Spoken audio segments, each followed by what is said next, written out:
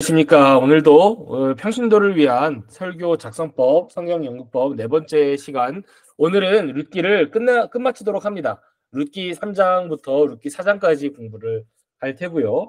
또 이 했던 것과 마찬가지로 먼저 성경을 꼼꼼히 읽고 그 내용과 비슷한 성경의 다른 이야기들을 찾아서 이 내용을 하나로 엮는 그 과정을 할 것입니다. 이 과정을 통해서 룻기 3장과 4장이 말하고자 하는 바가 무엇인가가 또 분명하게 드러나게 될 것입니다.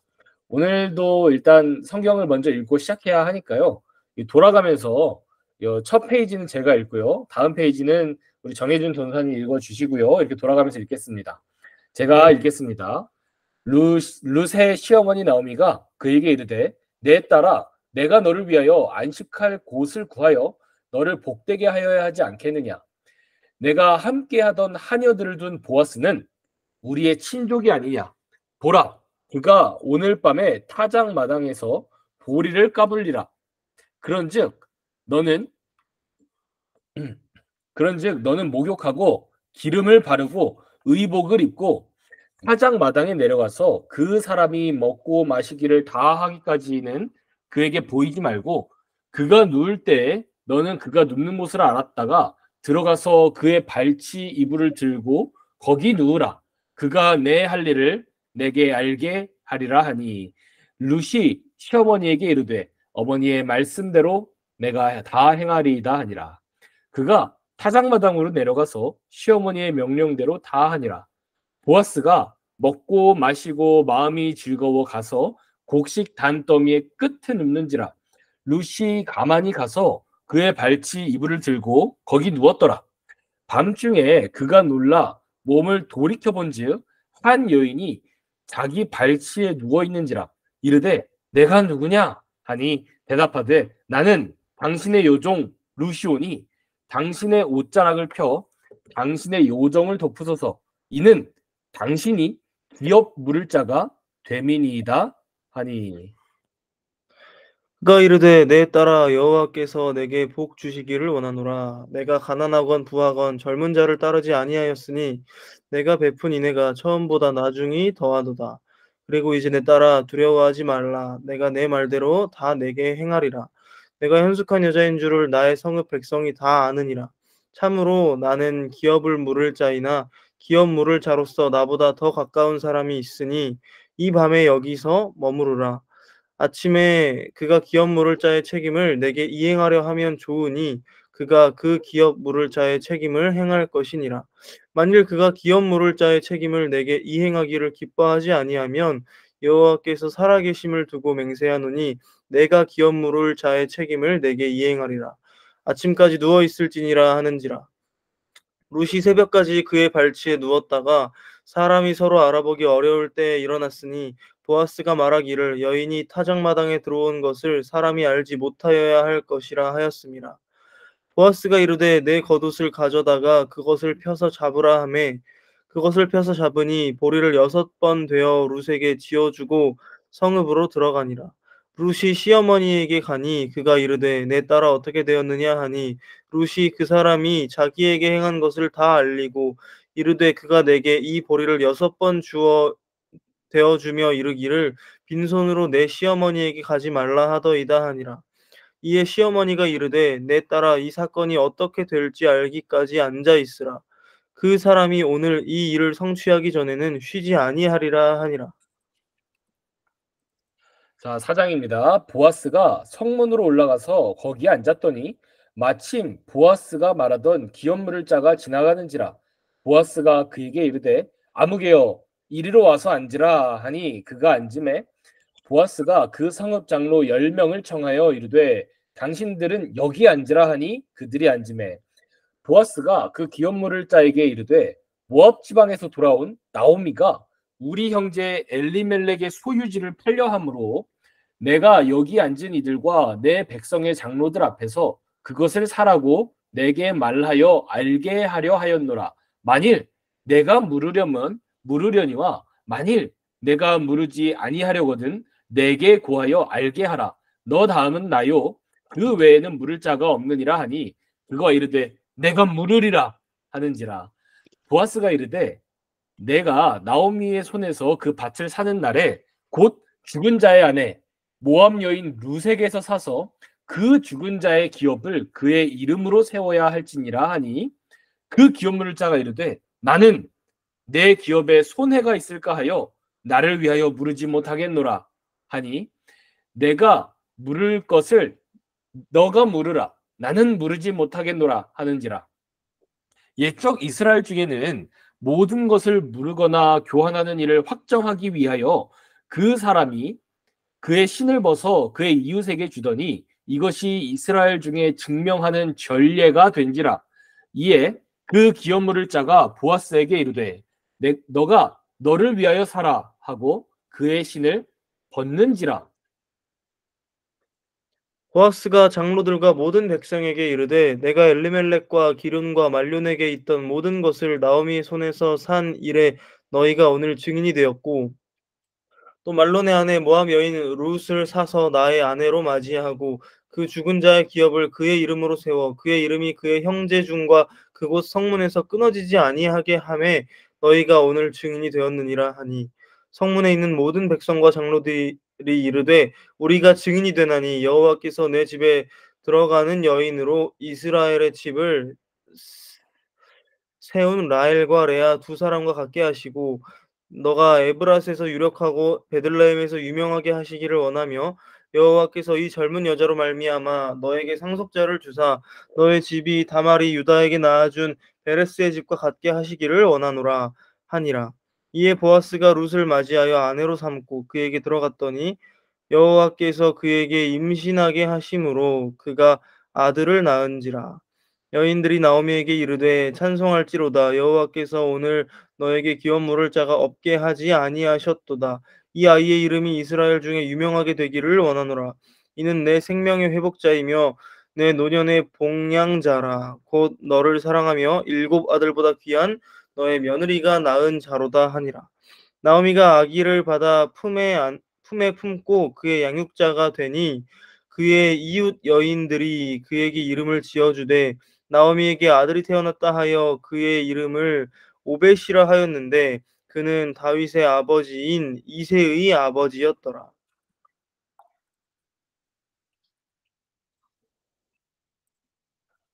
베레스의 계보는 이러하니라. 베레스는 헤스론을 낳고 헤스론은 람을 낳았고 람은 아미나답을 낳았고 이 암미나답은 나손을 낳았고 나손은 살몬을 낳았고 살몬은 보아스를 낳았고 보아스는 오벳을 낳고 오벳은 이새를 낳고 이새는 다윗을 낳았더라. 자, 우리가 이렇게 3장부터 4장을 좀 다 읽었습니다. 3장부터 4장을 좀 다 읽었는데 어떻게 그냥 읽으면 간단한 내용이기도 하고 좀 주의 깊게 읽으면 좀 재밌는 내용이 많이 들어있는 이야기이기도 합니다. 먼저 조금 여기 주목해 봐야 할 점은 좀 우리 질문을 나누기 주목해 봐야 할 점은 이렇게 지금 2장에서 추수가 마치는 저 때였잖아요. 추수가 마치면 타작하는 요 일이 뒤따릅니다. 이 날은 물론 우리 미국에도 그렇고 한국에도 그렇고 미국에서는 이제 땡스기빙 데이가 있고요. 한국에는 추석이 있잖아요. 뭔가 이렇게 추수를 해가지고 이렇게 하는 날은 모든 민족의 굉장한 어떤 축복이 되는 날입니다. 이 날도 이 유대인들에게 있어서 추수가 마치고 타작마당에서 보리를 까는 요 일은 유대인들에게 굉장한 어떤 축복이 되는 일이에요. 그러니까 이날은 보아스에게도 굉장히 중요한 날이고 행복한 날입니다. 그래서 여기에 보면 나오미가 룻에게 뭐라고 얘기하냐면 목욕하고 기름을 바르고 의복을 입고 이게 이 어떤 축제를 준비하는 모습이에요. 사울도 그렇고 다윗도 그렇고 왕이 되기 전에 뭘 했냐면 목욕하고 기름을 바르고 옷을 입는 요 행위를 합니다. 요 행위는 이스라엘뿐만 아니라 당시의 이 메소포타미아 문명에서 어떤 축제를 준비하는 어떤 그런 장면이에요. 그러니까 이 룻 보고 너도 이제 축제를 준비하라. 왜냐면 이날은 기쁜 날이니까. 그리고 뭐라고 얘기하냐면 보아스에게 가서 이 보아스 발치에 이불을 들고 거기 이렇게 누우라고 하는 거예요. 왜 보아스가 타작마당에서 늦게까지 일하다 거기서 잠을 잘 거라고 이 시어머니 나오미가 그렇게 생각을 이제 했던 겁니다. 그러니까 이 날을 이 당신이 고엘 제도를 수행하십시오라고 요구하기 위해 고른 이유는 이 날이 보아스에게 아주 행복한 어떤 그런 날이었기 때문에 그렇습니다. 그래서 7절에 뭐라고 얘기하냐면 보아스가 먹고 마시고 마음이 즐거워 이렇게 얘기하죠. 그러니까 보아스 기분이 좋으니까 이 날에 이렇게 한번 이렇게 얘기하라는 겁니다. 그런데 여기에 저는 아직도 의문이 드는 부분이 하나가 있는데 왜 굳이 한밤중에 찾아가서 이렇게 이불 속에 이렇게 들어가 가지고 그렇게 요구를 했을까요? 이것은 제게도 좀 의문입니다.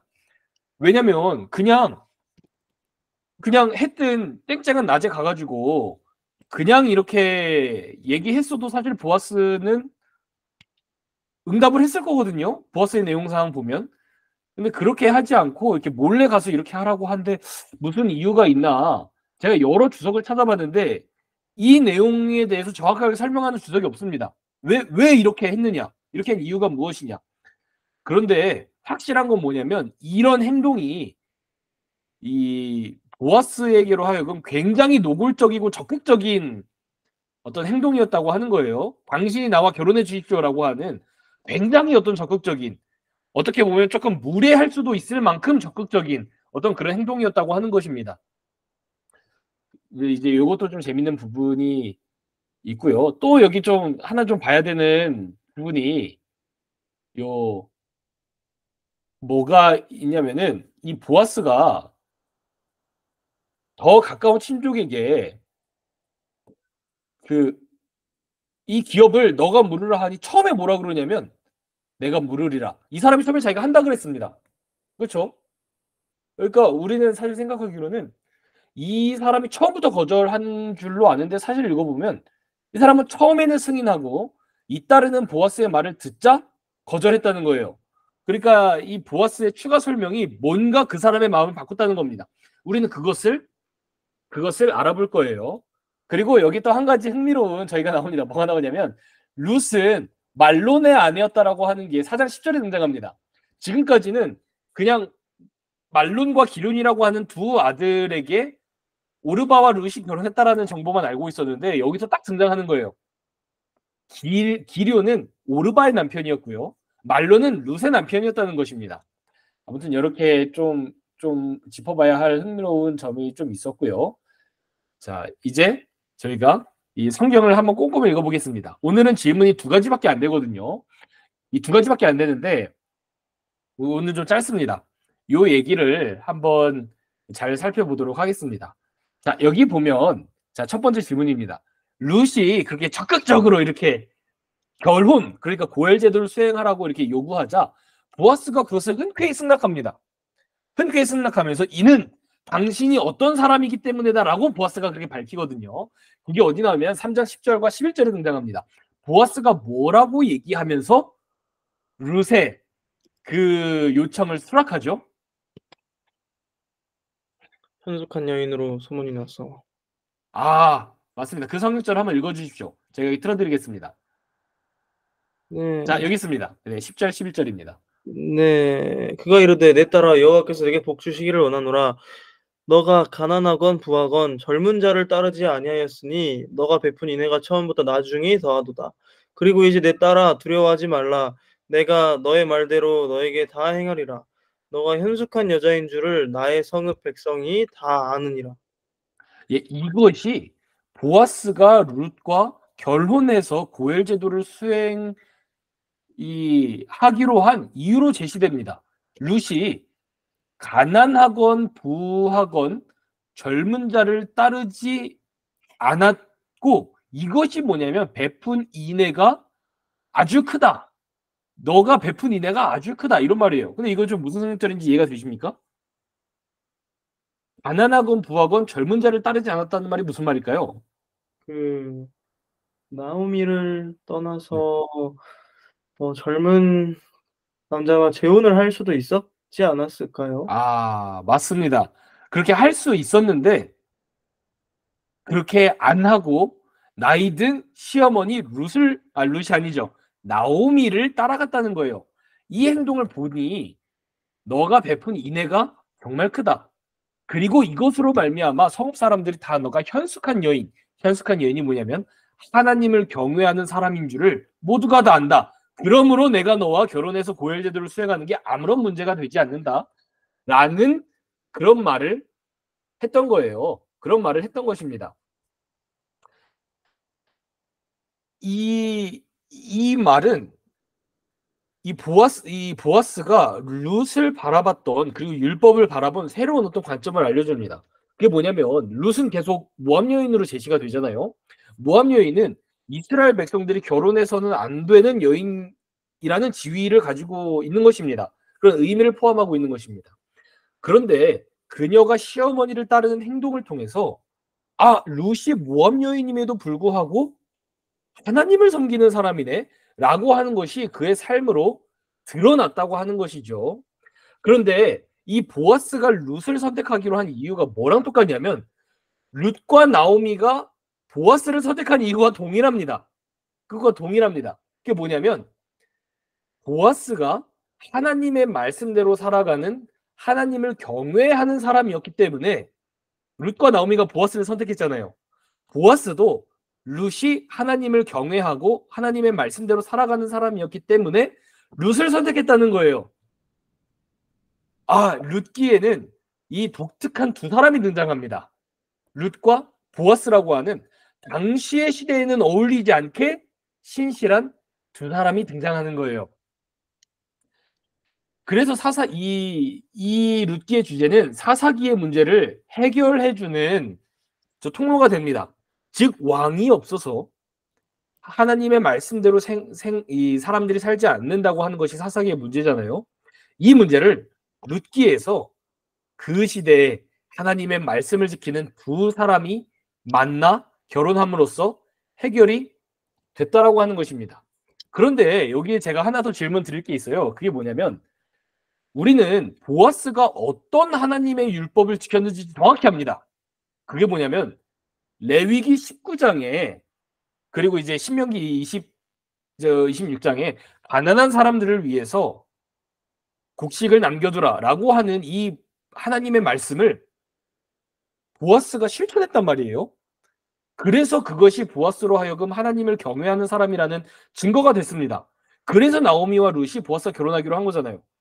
그런데 룻은 어떤 하나님의 말씀을 지켰기 때문에 보아스가 그녀를 가지고 하나님을 경외하는 사람이라고 생각했을까요? 그렇죠. 룻은 룻기에서 어떤 모세의 율법을 지키는 장면이 등장하지 않잖아요. 어떻게 생각하십니까? 제가 모르는 그 모세의 율법 중에 네. 홀로 된 어머니를 모시라는 법이 사실 모세의 율법대로 하자면 룻은 시어머니를 떠나 자기 친족에게로 돌아가는 게 맞습니다. 왜냐하면 모세의 율법에 따르면 지금 더 이상 나오미와 룻 사이에 어떤 관계가 없어요. 또 돌아가는 게 맞습니다. 모세의 율법에 따르면요. 그런데 여기서 뭐가 드러나냐면 보아스의 율법에 대한 관점이 조금 남달랐다고 하는 것입니다. 룻기의 저자는 보아스라는 사람을 등장시킴으로써 율법을 지킨다는 게 무엇이다라고 하는 것을 새롭게 정의하고 있다고 하는 것이 이게 굉장히 흥미롭습니다.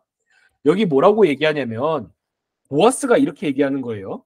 너가 빈부를 물론하고 연소한 자를 쫓지 아니하였으니 너의 베푼 인애가 처음보다 나중이 더하도다 이렇게 나오잖아요. 여기 인애라고 번역된 이 단어가 이 헤세드라고 하는 단어입니다. 헤세드 아주 유명한 단어죠. 이 헤세드가 구약 성경에서 뭐로 종종 번역이 되냐면 인자, 자비, 은혜 뭐 이런 단어들로 번역이 됩니다. 이런 단어들로 번역이 되는 단어예요. 근데 사실 이것은 아주 명확한 번역은 아닙니다. 왜냐하면 이 헤세드라고 하는 단어를 한국말로 혹은 영어로 제대로 번역하는 게 조금 어려운 단어예요. 이 헤세드를 조금 풀어서 설명하면 이렇게 설명할 수 있습니다. 이것도 사실 아주 정확한 해석은 아니에요. 헤세드는 뭐로 번역할 수 있냐면 계약의 충실함, 계약의 충실됨으로 해석할 수 있어요. 해석할 수 있어요.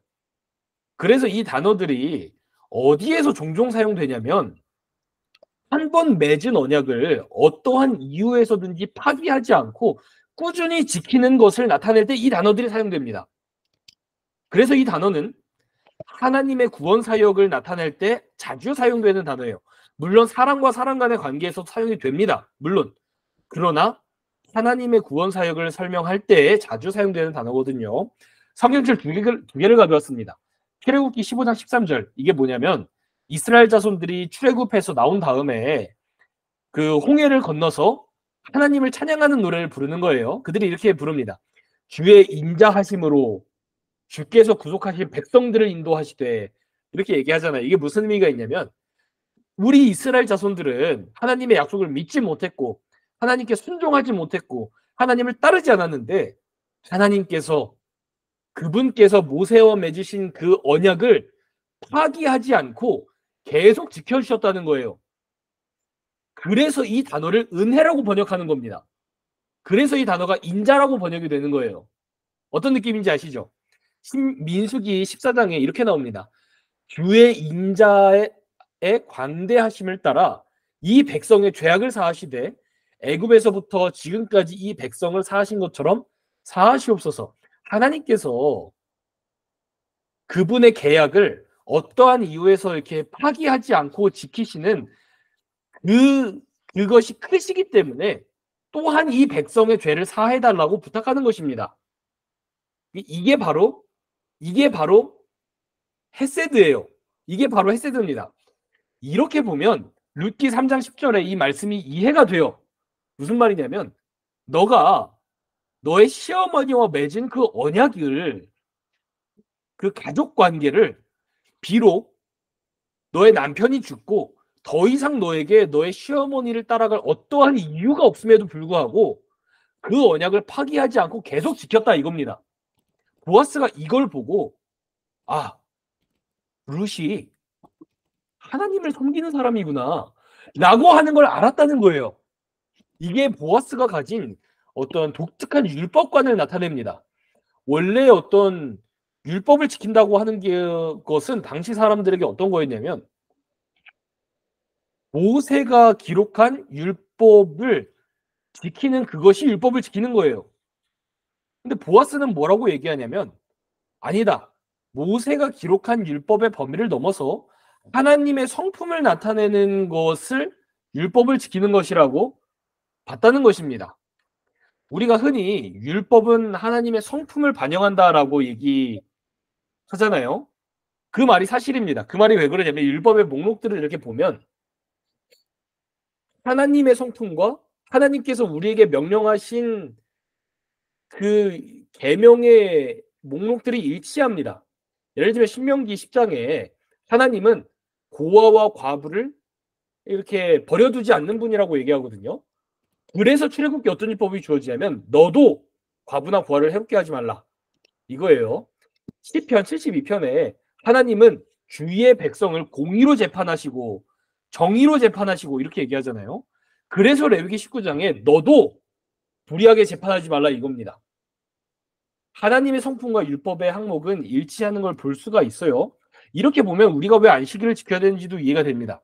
하나님께서 안식일을 지키셨기 때문에 우리도 안식일을 지켜야 한다는 그런 말을 하는 거예요. 이런 관점에서 룻은 비록 그 이야기 속에서 어떤 특정한 하나님의 율법을 준수하는 사람은 아닙니다. 그러나 율법의 원리를 지킨 사람으로 룻이 등장하는 거예요. 보아스가 율법을 인식하는 방식이 이런 식이라는 겁니다.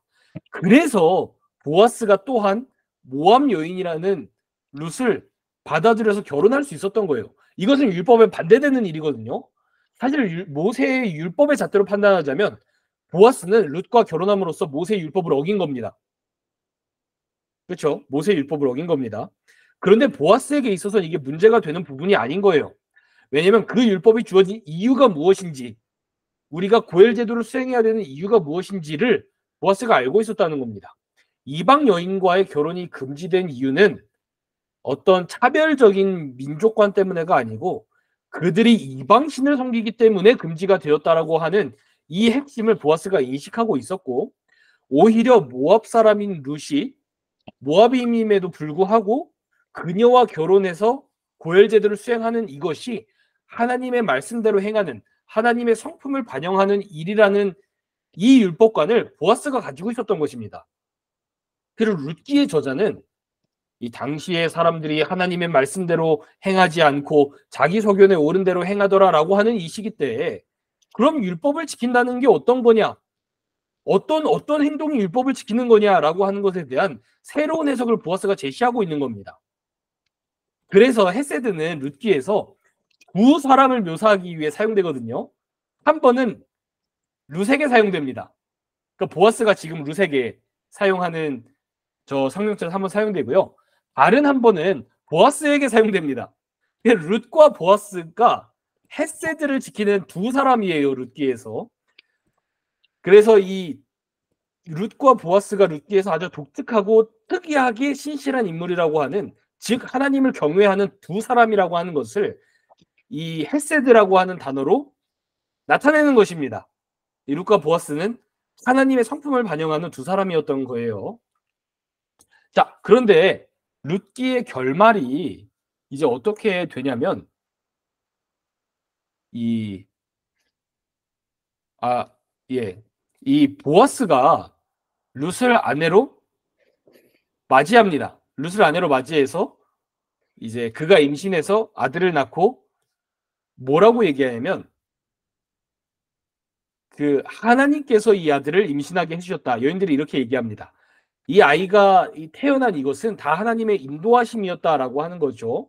이렇게 함으로써 나오미와 룻이 다시 하나님의 백성이 되었습니다. 그리고 룻기의 마지막 부분에는 뭐라고 얘기하냐면, 오벳은 이새를 낳고 이새는 다윗을 낳았더라 라고 얘기하면서 사사기의 문제를 이렇게 해결해 주는 것으로 이야기가 끝나거든요. 그래서 룻기는 구원의 책입니다. 룻기는 우리에게 구원의 방식을 알려주는 책으로 등장합니다. 개인의 구원과 세상의 구원을 얘기해 주는 거예요. 즉, 이 세상에서 하나님의 말씀을 지키는 사람들이 개인과 민족을 구원하는 저기가 된다라고 하는 건데, 제가 질문 하나를 그냥 넘어갈 뻔했네요.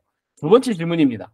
룻기 4장에 엘리멜렉이 가장 가까운 친족은 나오미와 룻을 책임지지 않겠다고 거절합니다. 이렇게 거절했잖아요. 이것은 근데 율법에 반대되는 일입니다. 그리고 놀라운 점은 이 사람이 처음에는 그렇게 한다 그랬습니다. 처음에는 한다 그랬는데 보아스의 추가 설명을 듣고 자기는 못하겠다라고 얘기한 거예요.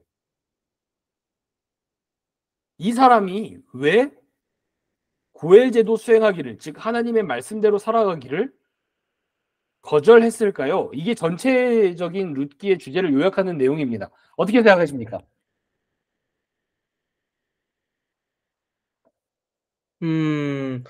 근데 저도 왜 뭐 어떤 말에 생각이 바뀐 건지는 모르겠습니다. 네. 그러면은 그 어떤 말에 생각이 바뀌는지는 조금 뒤로 놔두고, 이 사람이 왜 고엘 제도 수행하기를 그냥 거절했을까요? 처음부터 거절했다면. 처음부터 거절했다면요. 네. 저희가 공부한 거에서 얘기하면 되나요? 그럼요. 되죠. 그 형사취수제 그 고열제도 그거 이제 하면은 네. 남자한테 손해가 되는 네. 법이니까요. 그쵸. 그리고 그 룻이 모압 여인이니까 또 더 네. 그런가? 네, 맞습니다. 정답입니다. 정답이 두 개가 다 나왔습니다. 정답 두 개가 다 나왔는데, 자, 이 처음에 뭐라고 얘기하냐면, 보아스가 처음에는 뭐라고 얘기하냐면, 여기가 아니네요. 처음엔 뭐라고 얘기하냐면, 모압 지방에서 돌아온 나오미가 이렇게 얘기하거든요. 그러니까 이 사람이, 그래, 나오미, 우리 이스라엘 자손, 베들레헴 사람, 나오미에 대해서는 내가 고해제도 수행할 수 있다. 이겁니다. 그래서 이렇게 얘기해서 뭐라고 얘기하냐면, 내가 물으리라. 이렇게 한 거예요. 근데 보아스가 추가 설명을 붙입니다. 나오미의 손에서 밭을 사는 그날에, 그러니까 이 밭을 산다는 말도 고엘 제도를 수행한다는 말이에요. 왜냐면은 자기 친족에게 넘어간 그 밭을 자녀를 낳음으로써, 값을 치름으로써 그 밭을 다시 가져오는 거잖아요. 사는 그날에 죽은 자의 아내 모압 여인 룻에게서 사는 것이다. 그것을 실제로.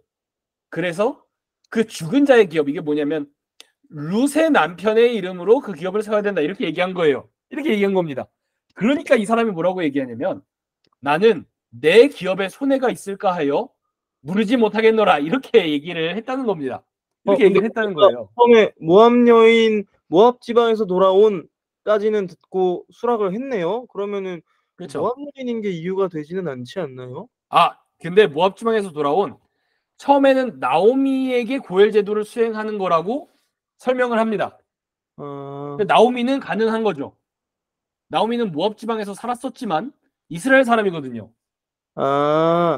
처음엔 나오미로 소개가 됐군요. 그렇죠. 그런데 나오미, 오케이, 내가 나오미와 결혼해서, 물론 나이 차이가 한참 나겠죠. 나오미와 결혼해서 내가 나오미의 생계를 책임져 주는 일은 내가 충분히 할 수 있습니다. 근데 여기서 뭐라고 얘기하냐면, 그 사람도 모압 여인, 네, 그렇죠. 이 사람도 대단한 사람이에요. 그러니까 네. 우리가 사사기에도 그렇지만, 사사기에도 계속 얘기했듯이 이게 선인인지 악인인지 그 구분이 애매모호한 사람들이 등장하거든요. 이 좀 하나님의 말씀대로 살지 않는 사람들도 어떤 부분에서는 하나님의 말씀을 준수합니다. 반대로 하나님의 말씀을 준수한 사람들도 어떤 부분에서는 좀 율법으로 어기는 일들이 일어나요. 그게 사사기와 룻기의 이야기입니다. 이 사람도 그런 인물 중에 하나인 거예요. 이 사람도 지금 나오미에 대해서는 내가 고엘제도 수행하겠다고 했습니다. 그러니까 이 사람도 어떤 하나님의 말씀을 수행하는 사람 중 하나예요. 근데 보아스가 추가 설명을 합니다. 모압 여인 룻에게서 사는 것이다. 그것은 너가 나오미를 받아들이는 것은 사실 그 밑에 있는 며느리 룻을 받아들이는 것이다. 이렇게 얘기하니까 이 사람이 뭐라고 그러냐면, 나는 못하겠다 그럽니다. 이 사람에게 있어서 문제가 뭐였냐면, 모압 여인과 결혼하는 게 문제였다라고 하는 거예요. 이 점에서 당시 사람들이 가지고 있었던 율법관과 보아스가 가지고 있었던 율법관의 차이가 있다는 것이 여기서 드러납니다. 보아스는 율법의 원칙을 생각하는 사람이에요. 하나님께서 왜 모압 여인과 결혼하지 말라고 하셨지? 하나님께서 왜 고엘 제도를 수행하라고 하셨지? 이 원칙을 알고 있는 사람입니다. 그러므로 보아스에게 있어서 룻은 모압 여인이지만 하나님을 경외하는 사람이었기 때문에 룻과 결혼하는 게 문제가 안 되는 거예요. 그럴 수 있다고 생각하는 겁니다. 왜냐면 룻은 하나님을 경외하는 사람이니까. 그런데 이 사람에게 있어서는 모압 여인 룻은 받아들일 수 없는 겁니다. 왜냐면 그 사람은 모세의 율법에서 금지한 모압 여인이기 때문에 그래요. 그래서 이 사람이 뭐라고 얘기하냐면, 나는 내 기업에, 이 기업이 뭐죠? 구원입니다. 구원. 내 구원에 손해가 있을까 해서 나는 못하겠다 이겁니다.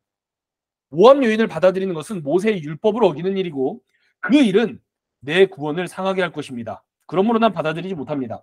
라는 말을 이 사람이 했다고 하는 거예요. 여기서 보아스와 이 무명의 사람의 어떤 그 율법관의 차이가 여기서 드러나는 것입니다. 이게 첫 번째 이유고요.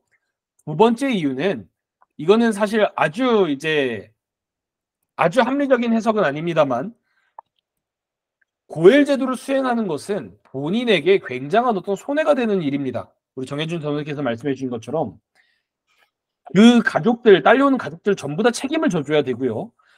그 자손으로 낳는 아이도 내 아이로 키우는 게 아니라 죽은 아내의 전 남편의 이름을 키워야 합니다. 이게 좀 우리가 생각하기엔 좀 이해가 안 되는 부분이지만, 그리고 당시 사람들은 고엘 제도를 수행하기를 그렇게 원치 않았을 가능성이 있어요. 이것이 룻기의 주제를 다시 한번 상기시켜 줍니다.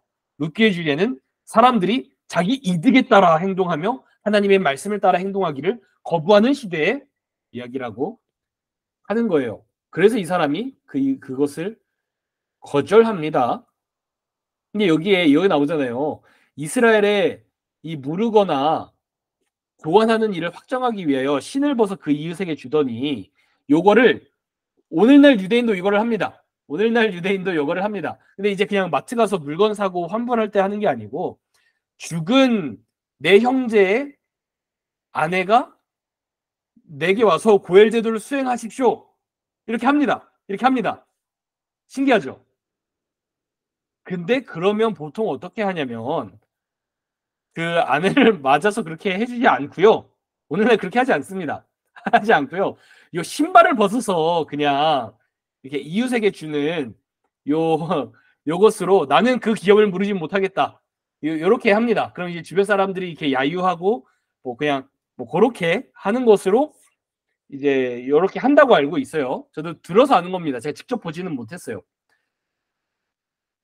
자, 그런데 이 룻기의 이 결론으로 가면 결국에는 이 자녀를 낳는 이야기, 이것으로 구원이 내려오잖아요. 이게 지금 룻기의 핵심입니다. 자녀를 낳아야 되는 거예요, 지금.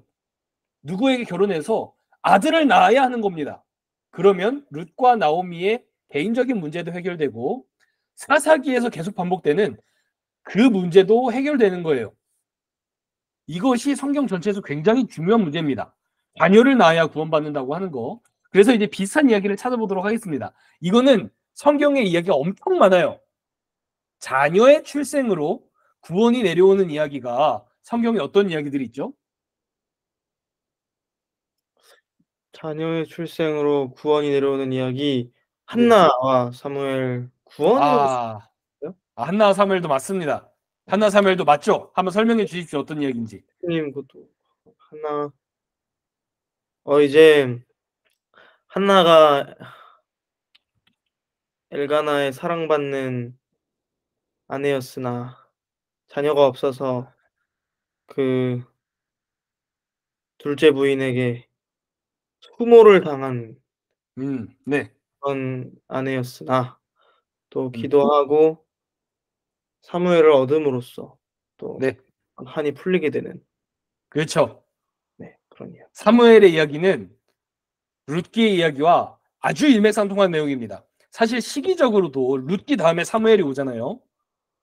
이거는 아주 의도적인 평행입니다. 룻과 보아스가 결혼해서 이 오벳을 낳음으로써 첫 번째로는 룻과 나오미가 구원받았습니다. 그렇죠? 그리고 당시 시대가 구원받았습니다. 사무엘의 얘기가 정확히 일치합니다. 사무엘이 탄생함으로써 한나가 구원받았습니다. 한나가 한이 풀렸거든요. 그래서 한나가 사무엘서 2장에서 내 뿔이 하나님으로 말미암아 높아졌으며 하나님을 그렇게 찬양하는 거예요. 두 번째로는 당시 이스라엘 사회가 구원받았습니다.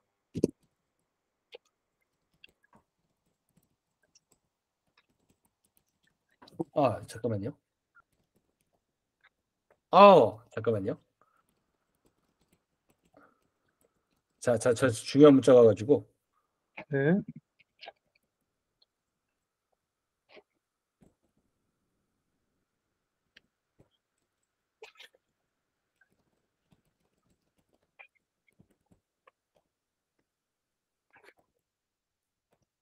아무튼 그 이야기가 그렇게 되었습니다. 아무튼 뭐 그렇게 되었고요. 그 사무엘을 통해서 이스라엘 백성들이 구원받는 이야기. 그것이 사무엘서의 이야기입니다. 그렇다면 다른 이야기가 또 있습니까? 다른 이야기 더 있습니다. 찾아보면. 예수님과 마리아. 그건 구원이 내려오는 건 아니네요. 예수님과 마리아? 구원이 내려오는 건 또 아니네. 잠시만요. 아니요, 맞는 얘기입니다. 왜냐면 이 모든 얘기든 어떤 예수님의 좀 다르긴 하지만 예수님의 탄생을 예표하는 이야기이기 때문에 그렇습니다. 예수님의 출생으로 이렇게 세상이 구원받는 다른 이야기가 더 있습니다. 분명히 더 있습니다.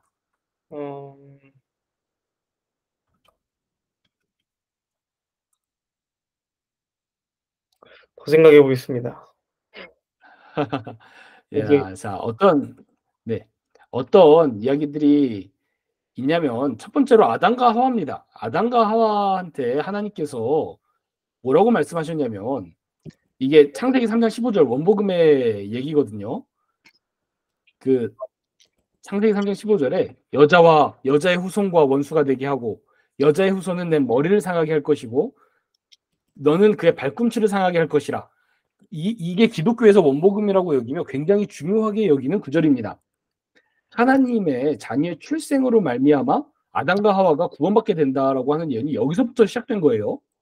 자녀가 낳아야 구원을 받는다는 얘기가 여기서 시작되는 겁니다.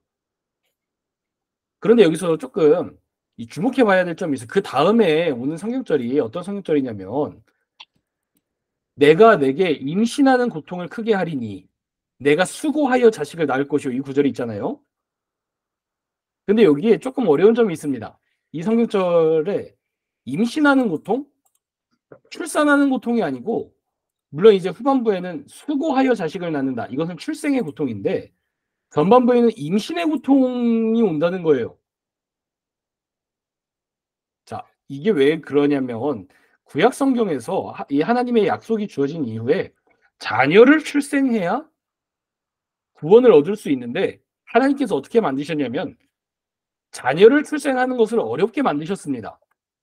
그래서 이것은 사실 임신하고 출산하는 데 있어서 고통이 따를 것이라는 말보다는요, 사실 더 정확히 번역하자면 임신하는 것을 어렵게 만들 것이고 출산하는 것을 어렵게 만들겠다는 말입니다.